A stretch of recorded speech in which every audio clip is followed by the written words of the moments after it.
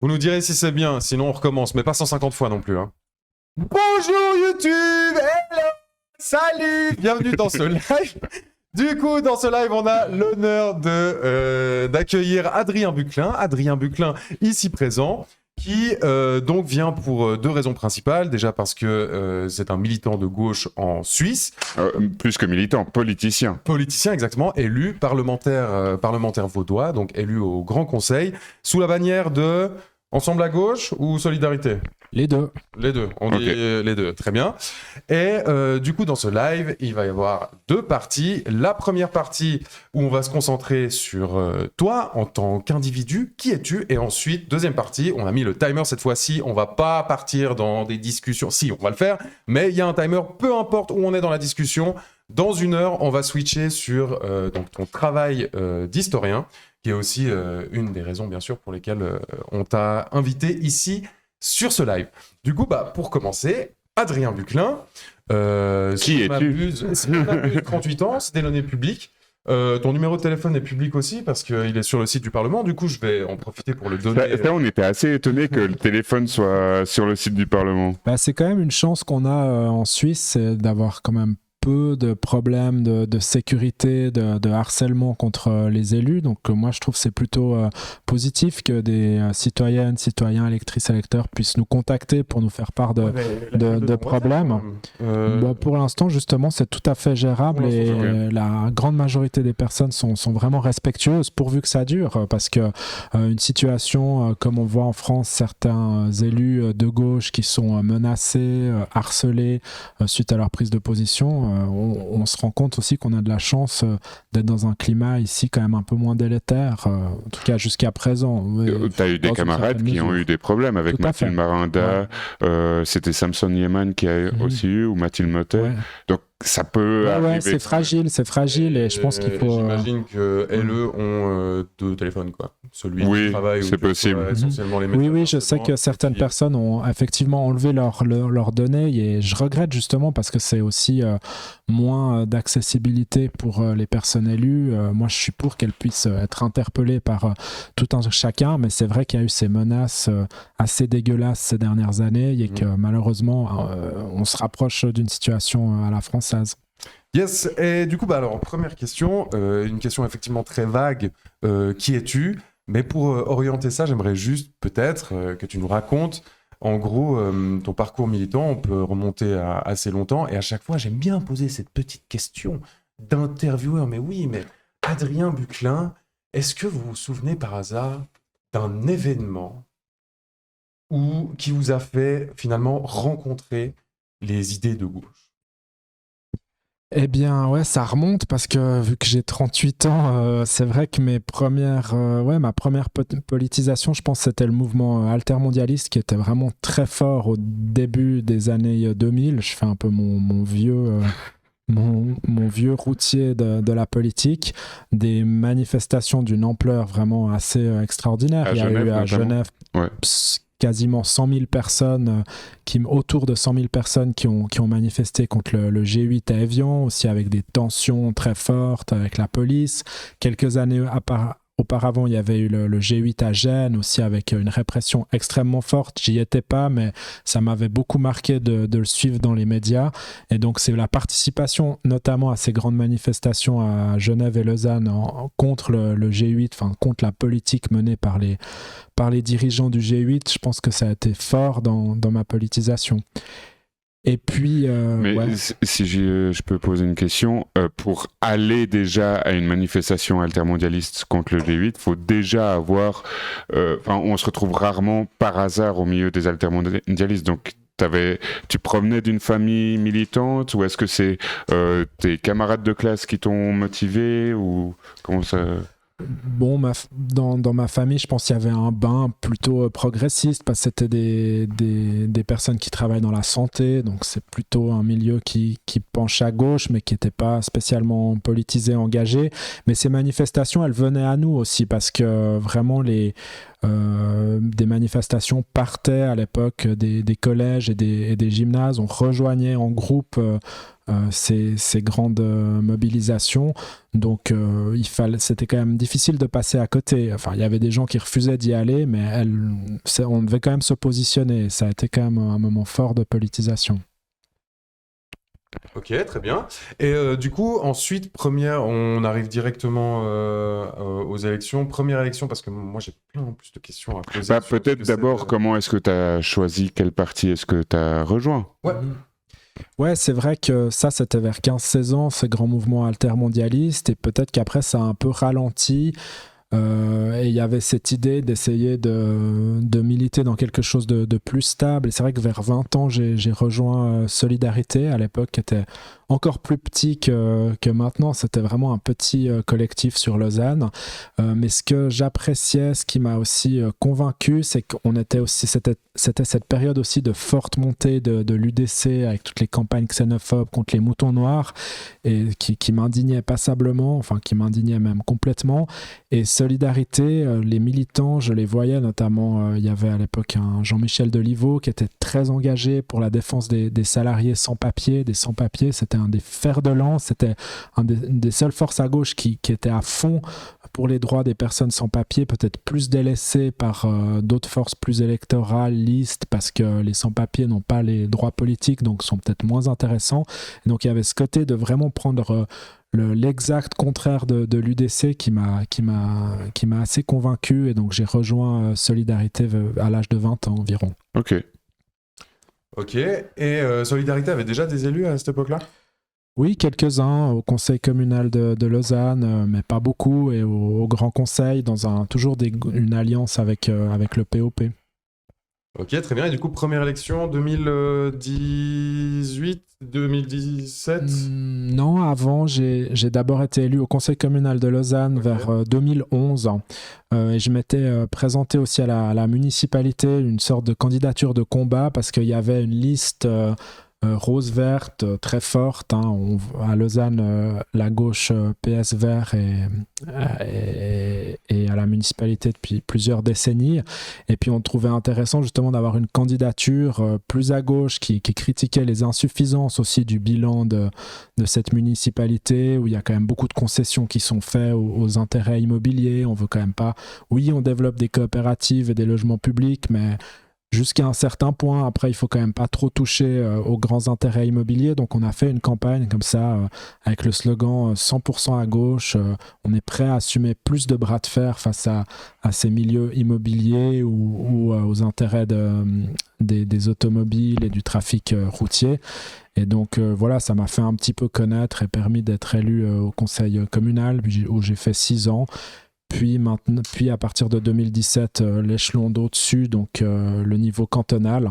Après, c'est vraiment pas pour moi l'alpha et l'oméga que d'être élu, hein. Je pense que ce qui compte, et c'est pour ça que je préfère qu'on m'appelle militant que politicien, j'espère garder le côté militant, parce que je pense qu'on ne fera pas changer la société.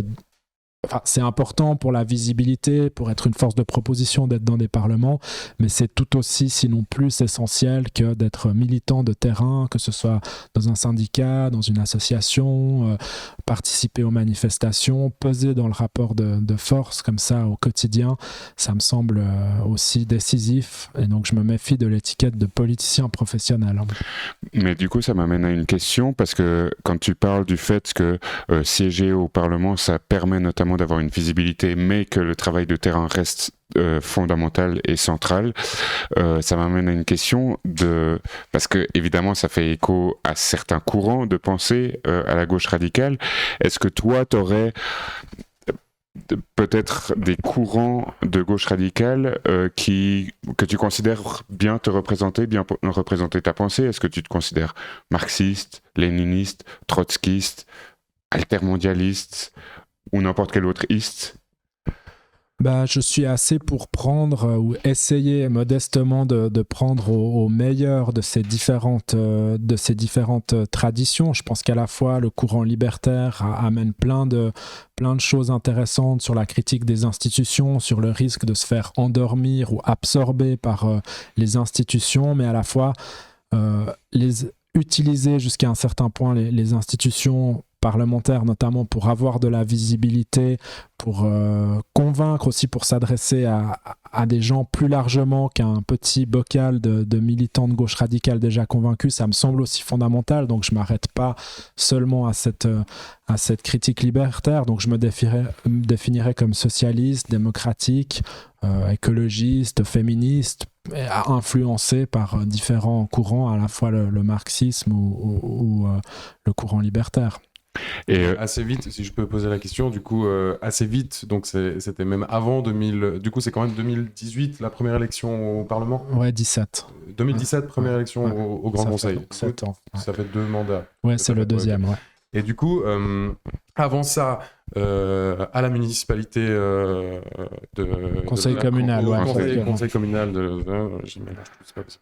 au Conseil communal de Lausanne. Et du coup, assez vite, il y a eu cette volonté quand même de jouer avec les institutions. Il y a aucun moment où tu t'es dit ces institutions ne pourront pas mettre en avant mon combat. Au contraire, justement, vu que tu y allais. C'est vrai que c'est notre ligne à Solidarité, à Ensemble à Gauche, qui est cette alliance un peu plus large, qui regroupe aussi des croissances alternatives sur Vevey, Solidarité Écologie à Yverdon, aussi un groupe à Agnon. Donc d'essayer de rassembler plus largement, c'est de se dire qu'il faut marcher sur 2 jambes, une jambe justement électorale, parlementaire, pour essayer de s'adresser au plus grand nombre, parce que quand même, pour sortir de cette bulle, pour avoir un accès aux grands médias, c'est à mon avis fondamental de se présenter aux élections, de faire des propositions dans les parlements, mais de ne pas perdre la jambe que certains et certaines à gauche perdent parfois, la jambe plus militant, plus mouvements sociaux, pour construire des rapports de force, pour essayer de mettre des gens en mouvement. Donc voilà, je pense que c'est une de nos spécificités, et je pense aussi une de nos forces, que d'essayer de marcher sur ces 2 jambes. Et au niveau du Parlement, là, en ce moment, Solidarité, vous êtes vu comment ? Parce que ma question c'est, j'entends tout ce que tu dis, et bien sûr qu'effectivement, si tu te présentes dans les institutions, ça te donne quand même une tribune, et du coup, potentiellement, le moyen d'atteindre plus de gens. Mais est-ce que vous faites peur au sein du Parlement vaudois en ce moment ? Est-ce que cette discussion dont tu parles, finalement, c'est pas un petit peu plus Solidarité qui a l'occasion de parler avec tous les grands groupes, que ce soit le PLR, l'UDC, n'importe quoi, et puis ils vous écoutent un petit peu parler sur le côté, mais au final, est-ce qu'il y a vraiment un dialogue ? Est-ce que vous faites changer des choses, tu penses ? Alors, on fait peur, je pense que ce serait effectivement trop dire, parce qu'on reste quand même assez minoritaire, et je pense qu'on est insuffisamment fort pour vraiment faire peur, mais on exerce quand même une pression sur certaines politiques, notamment en matière fiscale, pour essayer de limiter les baisses fiscales incessantes qui se font au profit des plus aisés. Je pense que la droite réfléchit quand même à pas mener une politique trop brutale de baisse fiscale et de démantèlement du service public suite aux baisses fiscales, parce qu'il n'y a plus d'argent dans les caisses. Je pense quand même qu'ils ont conscience, de par notre existence et celle d'autres forces syndicales politiques, mais ils ont conscience qu'ils ne peuvent pas passer en force de manière trop brutale et tout démanteler. Et je pense qu'on incarne quand même une certaine résistance, même si ça suffit de loin pas à changer le cap de la politique cantonale. Je pense qu'on joue un rôle, et puis parfois on a des petits succès. Alors certes c'est limité, par exemple on a réussi lors des derniers débats budgétaires à renforcer le budget de la protection de l'enfance, où les éducatrices et éducateurs sont vraiment dans des conditions difficiles, il n'y a pas assez de personnes, les salaires sont très faibles, pas assez de salariés et les salaires sont très faibles, et on a réussi à faire passer un renforcement budgétaire. Alors certes c'est une petite chose limitée, mais pour les personnes concernées c'est quand même pas négligeable, et on est content aussi d'avoir ces petits succès. Je pense qu'on essaye aussi de combiner un horizon vraiment utopique de transformation en profondeur de la société, pas perdre cette boussole, mais aussi essayer de gagner des petites batailles, parce que c'est aussi comme ça qu'on donne confiance aux gens, que voilà, une mobilisation ça paye, et ça permet même d'obtenir des petites réformes. Donc je pense qu'on essaie d'être à la fois révolutionnaire et à la fois réformiste, de combiner les deux, c'est la dialectique. Et on a deux questions qui vont ensemble.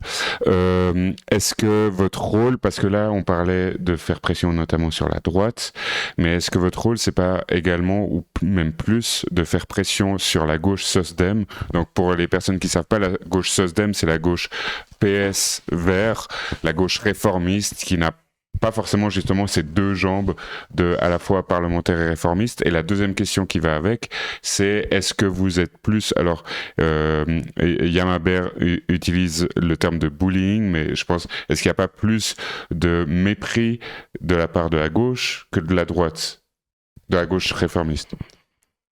Alors... c'est vrai, je pense que c'est aussi une de nos modestes contributions, c'est d'exercer une certaine pression sur la gauche gouvernementale. Si elle va trop à droite, elle risque d'être sanctionnée. La sanction, ça peut passer par un renforcement électoral de notre courant de gauche radicale. Et ça, évidemment, ils le craignent quand même parce qu'ils n'aiment pas perdre des sièges et des places et des postes. Donc oui, on contribue à exercer cette pression, mais je pense qu'on l'exerce aussi quand même sur la droite.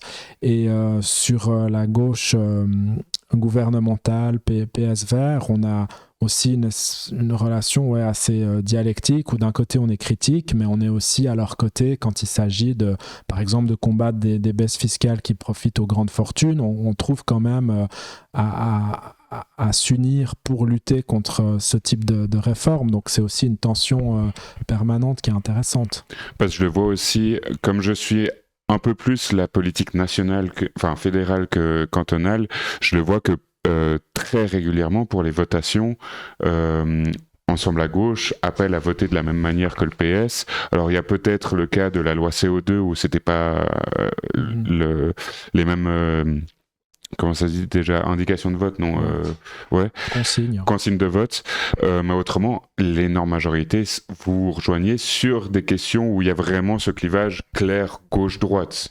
Après, ensuite, dans les parlements, il y a des dissensions, mais sur des questions fédérales, souvent ça se rejoint. Ouais.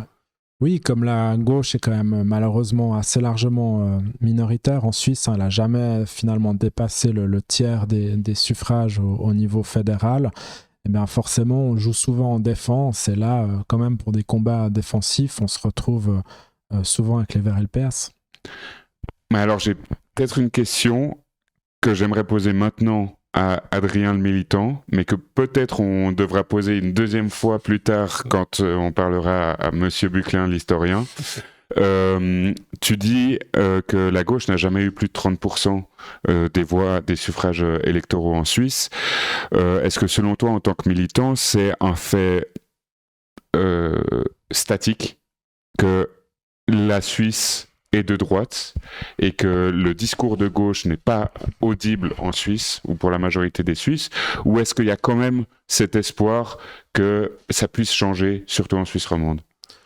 Non, je pense que ça peut changer. D'ailleurs, ça a quand même fluctué. Il y a des périodes, par exemple à la fin de la Deuxième Guerre mondiale, où la gauche se renforce parce qu'il y a la victoire contre le fascisme, il y a un espoir d'une société meilleure, et on voit quand même des progressions électorales de la gauche. Il y a aussi des progression électorale de la gauche après mai 68, après ces grands mouvements qui ont aussi touché la Suisse, qui ont stimulé de la politisation à gauche. Donc je pense qu'il n'y a absolument pas de fatalisme. C'est pas parce qu'aujourd'hui la gauche est minoritaire qu'elle va le rester.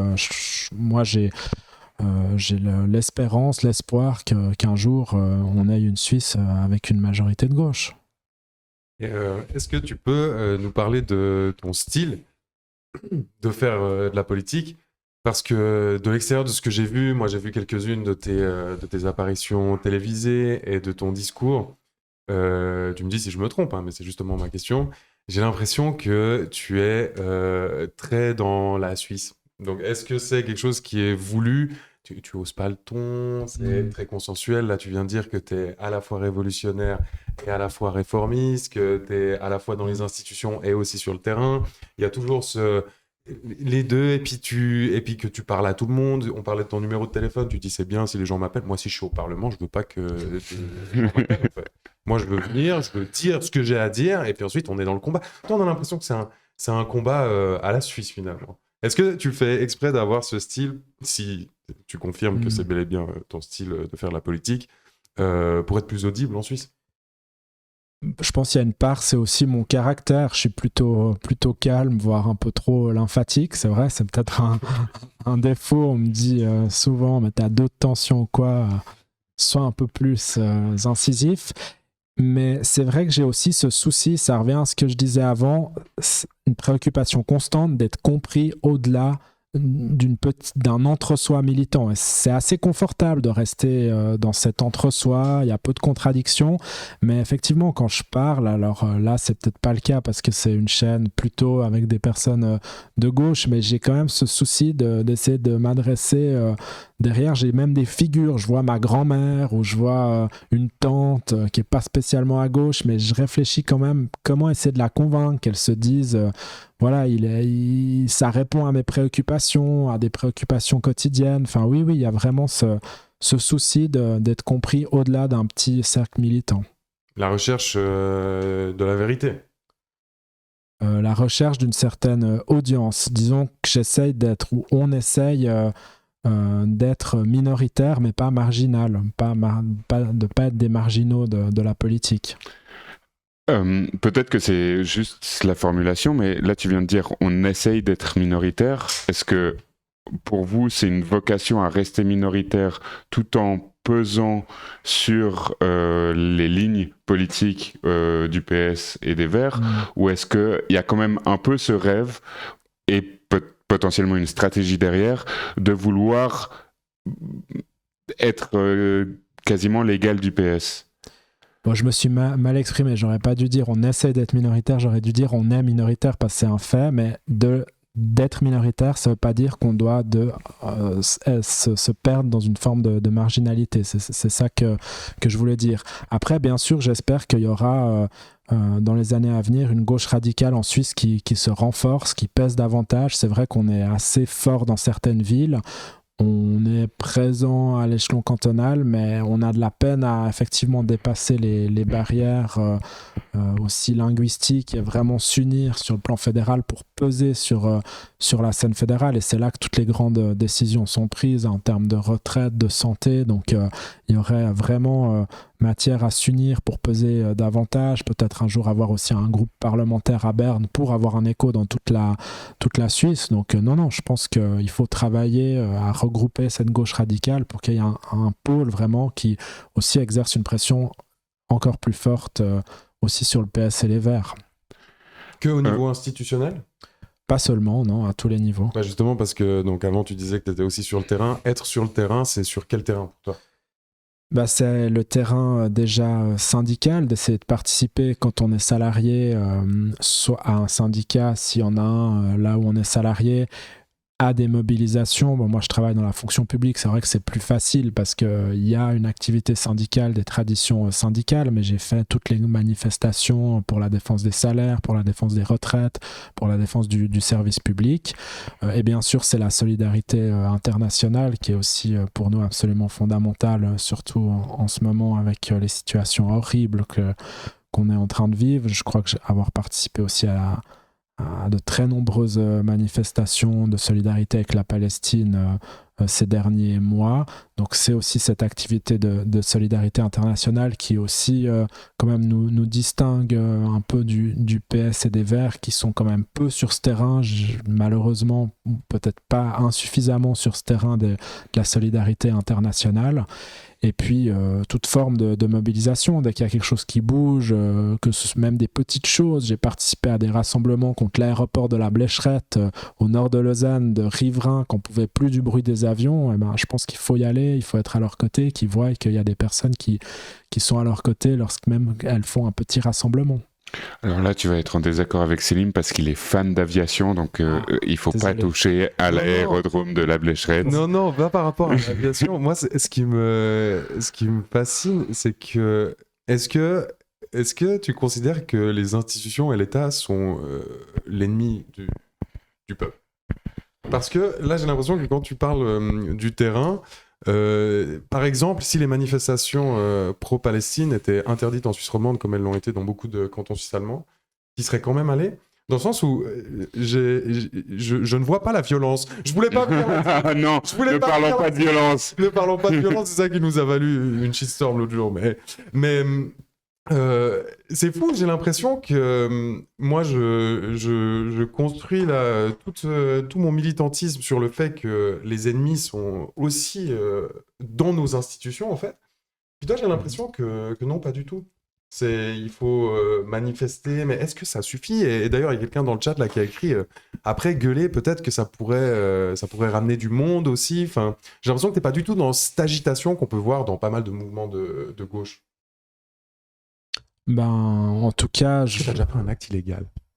Bonne question, mais c'est vrai que je mets plutôt mes espoirs sur des mobilisations de masse.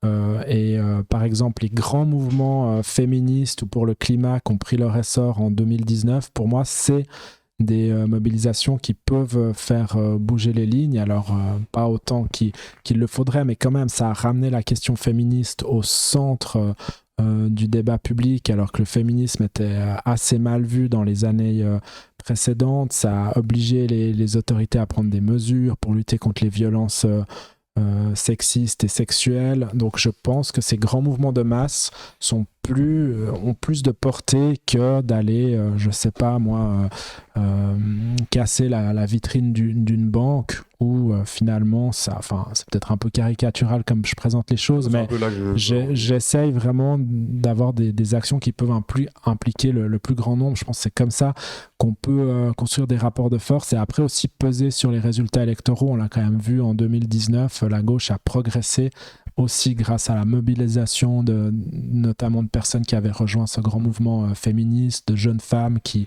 votaient pas auparavant et qui se sont mobilisées. Donc ouais, c'est vrai que je priorise ça aussi dans le contexte suisse où jusqu'à maintenant on a quand même des droits fondamentaux qui nous permettent de s'exprimer de cette manière. Évidemment, dans un État autoritaire, les choses se posent autrement. Oui, mais par exemple, avec là, les mouvements on pourrait considérer comme quand même des gros mouvements pour la Palestine en Suisse, en Suisse romande, ceux qui mettent de l'énergie à faire ces rassemblements, à combattre. Alors effectivement, on n'est pas dans un État autoritaire, on ne pourrait pas parler de combattre les forces de l'ordre, mais dans le sens, si quand même, qui ont des rapports conflictuels avec les forces de l'ordre, qui se battent pour que ces manifestations puissent avoir lieu, je pense que toutes ces personnes sont fichées S. Donc effectivement, après, il y a des gens qui suivent comme nous, voilà, on voit sur Instagram, rassemblement, et du coup là on vient, et j'ai l'impression que tu te positionnes parmi ces personnes, parce que tu dis il faut des rassemblements de masse, il faut qu'on puisse venir, mais peut-être là c'est ta casquette d'historien qui va parler, mais en Suisse aussi, les grands mouvements qui ont impliqué des vrais rapports de force, il y a quand même des militants radicaux qui sont à l'essence de ces mouvements. Ou alors est-ce que je me trompe? Parce qu'en Suisse, en fait, tout passe par les institutions et tout est... Vraiment, les gens se réveillent puis se disent, bon, bah là, je vais aller manifester aujourd'hui, tout proprement et tout. Dans le sens... Toi, alors, tu te positionnes pas, tu t'identifies pas comme un de ces militants, mais est-ce que tu considères que le travail des gens qui sont, du coup, plus radicaux, qui seront peut-être en tête de cortège, qui peut-être, eux, s'ils voient des flics passer, ils vont lancer des gravats dessus, est-ce que, toi, c'est un travail que tu considères, alors, du coup, complémentaire, au moins? Mais je dirais que la radicalité, ça passe pas forcément par la violence. De réussir... à aider à mettre en mouvement, par exemple, il y a quelques années, je prends un exemple tout bête, mais il y avait un petit mouvement d'employés du nettoyage à l'université de Lausanne qui ont osé se rassembler, discuter de questions syndicales et qui ont osé aller se confronter, même si sur des petites choses, à la direction de l'université. Pour moi, ça, c'est quelque chose de soutenir ça. Il y a une radicalité parce que c'est des personnes qui sont plutôt, qui n'ont pas la parole, qui sont plutôt écrasées. Et pour moi, ça, c'est tout aussi radical de soutenir un mouvement comme ça, syndical, qui peut aller jusqu'à une grève de nettoyeuses et que c'est même ça peut même être plus radical et avoir plus d'effet que de la violence en fait. Et je pense que les grands mouvements sociaux, ils sont pas forcément violents. Par exemple, la grève générale en Suisse qui a permis en 1918 des grandes... Il y a eu des morts, mais à cause d'une violence d'État. Il y a eu des soldats qui ont tiré. Face à une violence d'État, qu'est-ce qu'on fait ? Eh ben, face à une violence d'État, je pense qu'un mouvement de masse, quand même, l'État a de la peine à le réprimer. On l'a vu aussi lors des révolutions dites arabes, ou en tout cas dans les pays d'Afrique du Nord et du Maghreb en 2011, un pouvoir en Égypte, par exemple, parce que tu reviens d'Égypte, extrêmement répressif, avec un appareil militaire et policier, mais ce pouvoir est tombé. Par la suite, il a réussi à regagner du terrain malheureusement, mais il est quand même tombé suite à une immense mobilisation qui impliquait des millions de personnes. Au bout d'un moment, un appareil sécuritaire répressif, si les mouvements sont très larges, il va être dépassé, il va avoir beaucoup plus de difficultés à contrôler que face à une poignée de personnes très radicalisées, mais beaucoup plus isolées. Donc pour moi, j'associe pas forcément violence et radicalité. On peut être très radical. Après, la violence, elle se pose, c'est une question tactique en fonction du contexte. Je pense que dans le contexte suisse actuel, c'est tactiquement pas très approprié que de rechercher des affrontements. Par exemple, imaginons de lancer des bouteilles sur la police lors d'une manifestation de solidarité avec la Palestine. Je pense que tactiquement, c'est pas bon dans le contexte actuel parce que ça va vous permettre de réprimer ce mouvement, alors qu'il faut au contraire chercher à l'élargir. Il faut que des personnes avec des poussettes et des enfants puissent y participer pour que ce soit large. Et si on donne le prétexte d'une répression policière, je pense que c'est pas le plus opportun à l'heure actuelle. J'en fais pas une question morale contre la violence de manière abstraite, mais dans le contexte actuel suisse, ça me semble pas être le plus opportun. Mais du coup, dans le cas où c'était illégal, par exemple, parce qu'il n'y a pas eu de répression, parce qu'en face, ils étaient tolérés. Ouais, j'arrête juste. Mais du coup, genre... comme tu viens de le décrire, pendant la grève générale de 1918-17, c'était ça, c'est l'État qui... En fait, moi ce qui me titille dans cette douceur, finalement, que tu as, c'est que j'ai l'impression que ça peut pas marcher, parce qu'au bout d'un moment, quand on va vraiment déranger, là, il va y avoir une répression. Pour l'instant, pas, effectivement. Voilà, mais là, il y aura changement de tactique, du coup. C'est ça que tu prônes, du coup. Je prédis pas l'avenir, mais bien sûr, si demain il y a par exemple une élection qui débouche sur une victoire de la gauche et que les forces conservatrices contestent ou empêchent cette victoire, bien sûr, on changerait totalement de dimension, et là il faudrait envisager d'autres stratégies, mais on n'en est pas là. Mais je suis pas du tout un pacifiste béat, par exemple, je soutiens le droit à la résistance armée de peuples opprimés, par exemple, bien sûr, là, le soutien à la résistance, y compris militaire en Ukraine, le soutien aussi à la résistance face à l'occupation israélienne en Palestine et au Liban. Je ne suis pas du tout c'est pas parce que je parle de manière calme que je suis vraiment contre la violence de manière abstraite. Ça dépend du contexte. Je propose juste qu'on réponde à 2-3 messages par rapport au chat, parce que Céline a parlé des fiches S. Alors, pour pas qu'on nous tombe dessus, si jamais il y a un article sur nous, en Suisse, il n'y a pas de fiche S, mais on sait que les services de renseignement peuvent suivre avec plus ou moins d'intérêt des politiciens et politiciennes de gauche. Est-ce que toi tu sais, parce qu'il y avait eu il y a 2 ans un petit scandale par rapport au fait qu'il y avait notamment des Verts Vertes qui étaient suivis par le SRC, je crois qu'il s'appelle. Est-ce que toi t'as demandé à savoir si t'étais suivi ou pas? Tu peux demander? Oui. Non, c'est pas vrai. Oui, tu peux demander. Tu peux demander si j'ai bien suivi, c'est ça, t'as le droit de demander. Si t'es parlementaire. Non, tout citoyen peut effectivement demander si le service de renseignement de la Confédération collecte des informations sur lui. Et effectivement, il y a des politiciens qui ont fait l'objet, qui ont des informations collectées parce que, par exemple, ils sont allés faire un discours lors d'un événement organisé par des Kurdes qui résistent contre... l'oppression du régime d'Erdogan. Donc, comme j'ai fait pas mal d'interventions dans des événements organisés par des militants kurdes, peut-être qu'il y a quelques informations sur moi, mais franchement, j'ai rien à cacher dans mon activité politique, donc jusqu'ici, c'est pas non plus quelque chose qui m'empêche de dormir. Tout ce que je le fais, je l'assume publiquement, y compris par exemple d'aller soutenir des événements organisés par les Kurdes qui ont bien raison de se mobiliser contre le régime, là, pour le coup autoritaire et même limite fasciste d'Erdogan en Turquie. Une autre question que je trouvais intéressante sur cette fine ligne entre mouvements de terrain, disons légaux, et mouvements de terrain illégaux, les ZAD, comme il y a eu la ZAD du Mormon par exemple.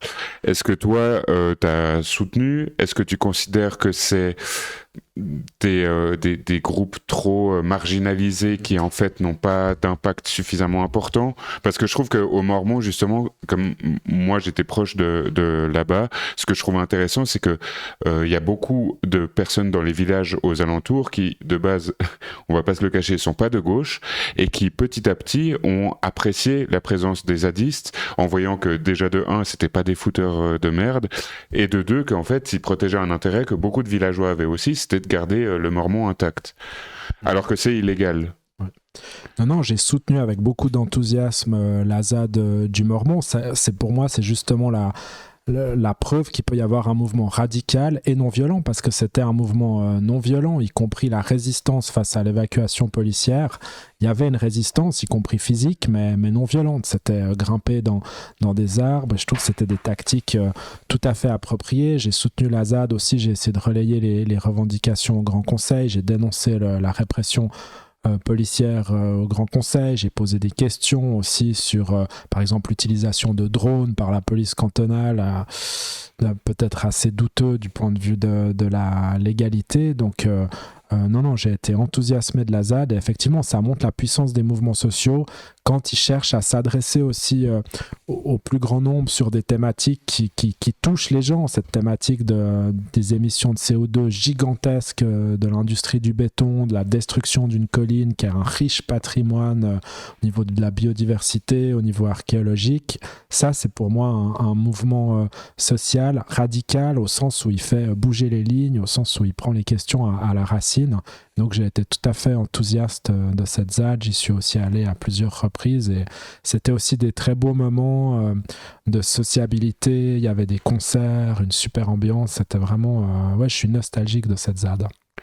Et je propose qu'on passe à un dernier point, parce que ensuite on va bientôt arriver à 21h et on va devoir changer de casquette. Je veux juste souligner un commentaire qui m'a fait rire sur la fiche du SRC. Ça doit être marqué pour toi: soutien calme à la résistance armée.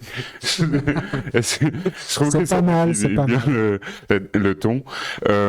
Mais tu l'as un peu évoqué déjà avant. Moi, j'aimerais bien qu'on discute notamment union de la gauche, et notamment union de la gauche radicale. Parce que en Suisse, c'est encore pire dans d'autres pays, mais en Suisse, il y a déjà pléthore de mouvements de gauche radicale, plus ou moins radicaux. Il y a le POP, il y a les jeunes socialistes, maintenant il y a le Parti communiste révolutionnaire de l'Étincelle, enfin bref, il y a des mouvements de gauche radicale. Ensemble à gauche en soi est déjà une union de mouvements de gauche déjà plus radicaux que le PS, ce qui n'est pas difficile. Ils sont à côté des fenêtres dans le coin là. Oui, ils sont presque à l'extérieur. Déjà, comment est-ce qu'on peut avancer dans cette union de la gauche? Est-ce qu'elle est souhaitable? Et ensuite aussi, qu'est-ce qui empêche d'avancer plus loin dans cette union de la gauche avec d'autres partis de gauche radicale? Bon, je trouve que... Il reste 10 minutes pile poil. Oui, donc... Non, mais la question va... À mon avis, on peut la traiter assez rapidement. Je trouve qu'on est assez bien unis dans le sens où on collabore. On présente des listes communes aux élections. On a un groupe commun avec le POP. Il y a des formations aussi, par exemple Contre-Attaque et Autonomie, qui se présentent pas aux élections, mais avec lesquels on collabore pour l'organisation de conférences, d'événements. Il me semble qu'on collabore assez bien. Après, est-ce qu'il faut fusionner tout ça? Je ne suis pas forcément pour. Je pense qu'aussi, il y a quand même une diversité. Typiquement, Contre-Attaque Autonomique et plus de sensibilité libertaire. Et c'est pour ça qu'ils ne se présentent pas aux élections. Avec le POP, on a aussi quand même des divergences, notamment sur les questions internationales. Donc, moi, je suis pour des combats unitaires, une collaboration étroite et essayer de bien s'entendre et pas faire preuve de sectarisme en se repliant sur sa chapelle. Mais je ne suis pas forcément pour fondre tous ces groupes dans un seul et même parti. Je pense qu'il y a aussi une richesse dans cette diversité. Mais alors, et c'est peut-être une question un peu trop terre à terre, mais est-ce que ne pas fusionner ne fait pas que, en fait, l'économie d'échelle que vous pourriez faire en fusionnant les secrétariats, les directions, etc., et en unifiant les ressources financières, vous permettrait pas, par exemple, lors des campagnes, d'avoir une force de frappe beaucoup plus importante? En tout cas, je pense que là où on doit progresser, c'est une meilleure collaboration entre cantons, notamment entre Suisse romande et Suisse alémanique. Là, vraiment, on est trop faible. Il y a des forces vraiment intéressantes, par exemple Basta, à Bâle ou d'autres groupes qui ont vraiment qui pèsent dans la politique de leur région. On devrait vraiment essayer de plus discuter, de faire une sorte de coordination commune au niveau national pour prendre des initiatives communes. Je pense que notre faiblesse, elle est plutôt là, plutôt qu'au niveau régional où il y a vraiment des alliances qui sont assez solides.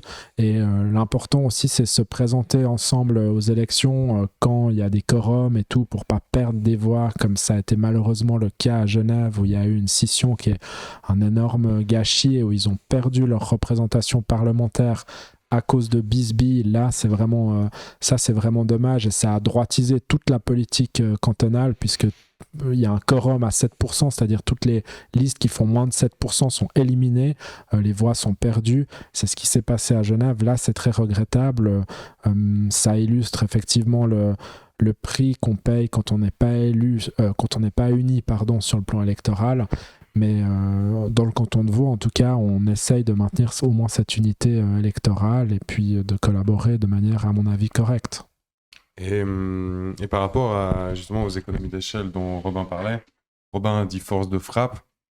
J'ai envie de dire, ça m'amène à cette question parce qu'effectivement, quand on t'écoute, on a l'impression que tu as envie de prendre chaque citoyen. Et déjà, je me demande presque, est-ce que tu penses que tous les citoyens suisses, première question, ont un fond politique, d'idéologie politique en eux, elle et eux. Et du coup, en fait, en gros, j'ai l'impression qu'il faut aller chercher chaque citoyen et tout. À droite, ils font pas ça. On le sait. En Suisse, c'est pas comme ça que ça se passe. Les élections. En Suisse, les gens vont voter parce qu'on leur a dit de voter ci, ça vote sur les listes. Ça vote pas pour défendre des intérêts. Et à mon avis, si. Les décideurs. Ceux qui instiguent le vote. Mais monsieur et madame, tout le monde dans la population, à mon sens, en tout cas, c'est l'analyse que j'ai de ce pays, ne vote pas parce que il y voit quelque chose auquel il ou elle croit vraiment. C'est on va voter pour des listes, on va voter pour ce qu'on a toujours voté dans la famille, on va s'orienter comme ça. Est-ce que, alors moi, je pense que je suis d'accord avec toi sur le fait que la gauche, à mon avis, est dans le juste. Est-ce qu'il faut vraiment essayer de convaincre tout le monde comme ça? Est-ce qu'au bout d'un moment, il ne faut pas, allez, on fusionne tous les partis, on met nos ressources, propagande partout dans la rue, et on commence à être un peu méchants, comme ils le sont en face? Question pas facile. En tout cas, je pense pas que les choses soient si figées. Au moment, par exemple, du vote sur la 13e rente AVS, il y a quand même une surmobilisation d'un électorat populaire qui voulait de cette 13e rente, des gens qui votaient pas auparavant. Et ça nous a permis aussi d'emporter la victoire. Donc convaincre tout le monde, ça on n'y arrivera jamais, mais mobiliser des personnes qui se mobilisent très rarement, que ce soit sur le plan électoral ou pour d'autres causes, ça je pense que c'est possible et qu'il n'y a pas de fatalisme à avoir. Est-ce que chaque bulletin de vote à gauche doit être réfléchi? Non, mais je pense typiquement sur la 13e rente AVS, les gens ont pas mal voté avec leur trip. Il y a une érosion là depuis 3-4 ans du pouvoir d'achat, des revenus avec l'inflation qui n'est pas compensée par des indexations. Et il y a vraiment eu un message qui a été envoyé, ça suffit. Cette précarisation, c'est quand même assez inédit qu'en Suisse, pendant 4 ans, il y a une baisse des revenus continue année après année. C'était plus arrivé depuis longtemps. Mais pour continuer dans cette question que je trouve aussi intéressante et que je perçois également au sein du PS, c'est est-ce que la gauche ne se refuse pas, ne s'interdit pas, contrairement à la droite, de jouer avec les affects de la population et de jouer avec la propagande sans faire de la fake news, sans faire de la désinformation, mais de parfois simplifier l'argumentaire et de revenir à un argumentaire qui parle plus facilement aux gens sans avoir besoin d'avoir lu des théories sociologiques ou autres. Certainement qu'on pourrait faire mieux, effectivement, dans la manière de s'adresser de manière plus percutante, plus simple. Après, je trouve qu'on fait quand même des efforts, voire des progrès en ce sens. Sur les réseaux sociaux, on fait de plus en plus de petites vidéos courtes, 30 secondes pour un argumentaire. Et même l'esthétique, je trouve que Ensemble à gauche A, c'était notamment pour les fédérales, je trouvais que c'était top. Ouais. Et ça, c'est typiquement... c'est ne pas mettre ses arguments juste sur un fond blanc avec une écriture noire, quoi. Ouais.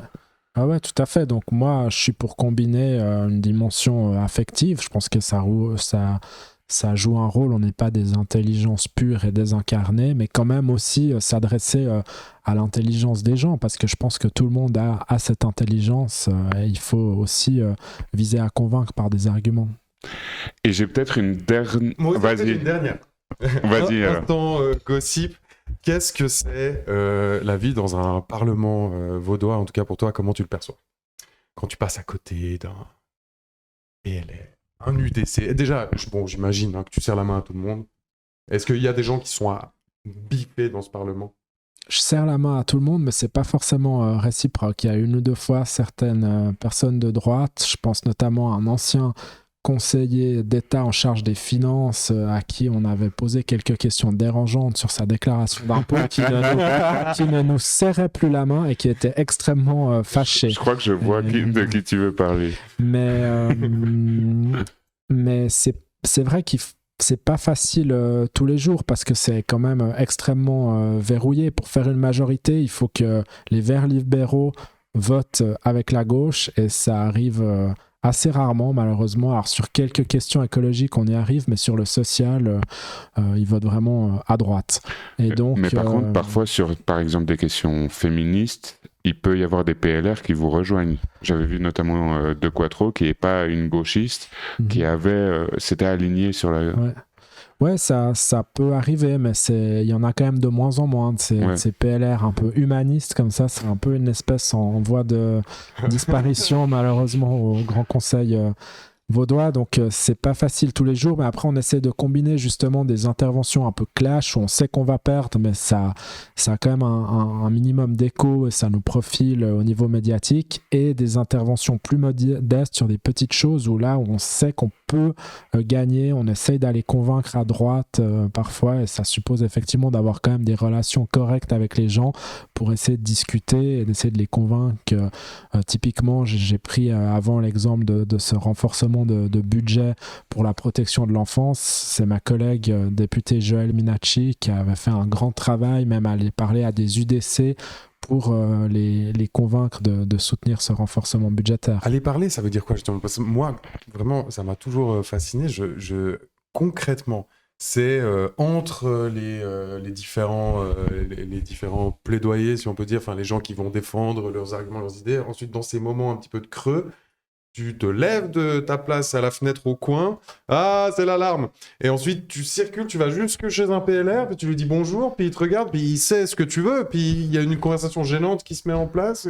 Oui, concrètement, c'est ça, parce qu'en fait, il y a aussi beaucoup de temps un peu mort, on ne suit pas tous les sujets, des fois, il y a des votes sur des crédits routier, c'est peut-être pas un bon exemple parce qu'il faut être critique des crédits routiers, mais parfois sur des améliorations foncières, enfin des sujets qu'on suit pas de manière prioritaire. Il faut quand même choisir ces sujets. Et là, il y a le temps effectivement d'aller discuter. C'est quand même une ruche comme ça où il y a en permanence des discussions. Il y a aussi une cafétéria, des gens qui font des pauses.